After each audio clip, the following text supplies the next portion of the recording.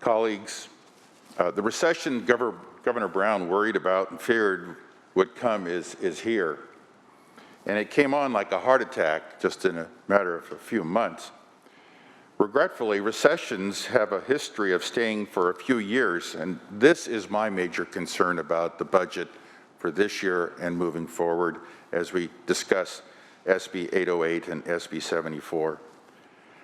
Consequently, relying on our rainy day fund probably won't make it the distance. Hoping on federal funds is a unique strategy for a state not considered fiscally well managed by most of the other states. After all, we have one of the largest unrestricted net deficits in the nation. We are racing New Jersey and Illinois to the bottom, and how embarrassing is that? California's per capita numbers put it in the bottom 10 states, and our state controller is the only one out of 50 states in this nation that hasn't produced audited financial statements. Our constituents are reeling. I used to be chairman of a credit counseling nonprofit, and boy, you know how close people are just to teetering one paycheck away, et cetera, and this is a tough time. But because I believe this COVID-19 recession will be a multi-year event, this budget and this body are ignoring three critical strategies. The first is downsizing. Reducing staffing is what our counterparts at the counties, cities, and school districts are doing as we speak. We can't keep flying at or near the $222 billion level, and maintaining current spending levels should be reevaluated. The longer Sacramento waits to make real cuts versus capricious trigger cuts, the greater the pain will be in the next 2 fiscal years. You've already heard one simple recommendation: drop high-speed rail. Let's get real. That would really message to the constituents that Sacramento is serious about balancing its budgets. 2, in 2 years, you'll be notified by CalPERS and CalSTRS that the defined benefit pension plan annual required contributions will rise, and probably significantly. School districts could barely make their payments the last few years, even with Prop 98 funding increases, because of their requirement to add more to their pension plan contributions. What really needs to occur, colleagues, and the sooner the better, is massive pension reform. The governor would be wise to establish a committee to make recommendations.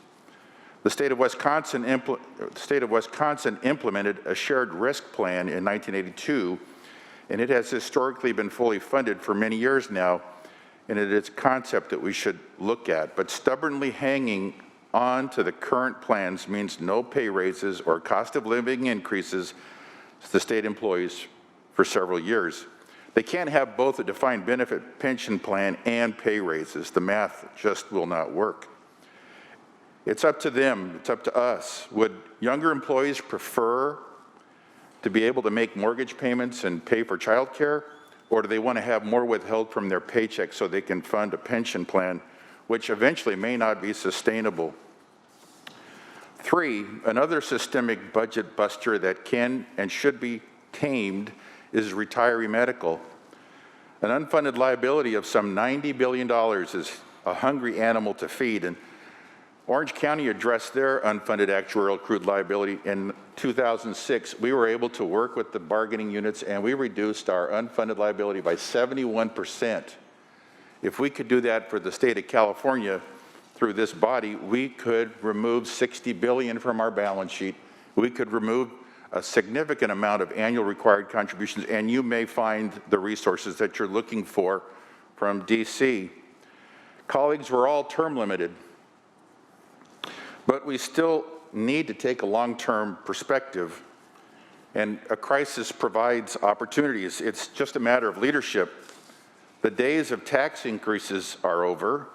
The days of putting bonds on the ballot should also be over. The days of gold-plated pensions must come to an end, and better retirement strategies must be pursued moving forward. The retiree medical plans that don't even integrate with Medicare are inexcusable. Colleagues, I've been through a municipal bankruptcy, Chapter 9. I've been through the Great Recession, chairman of the board of Orange County in 2012.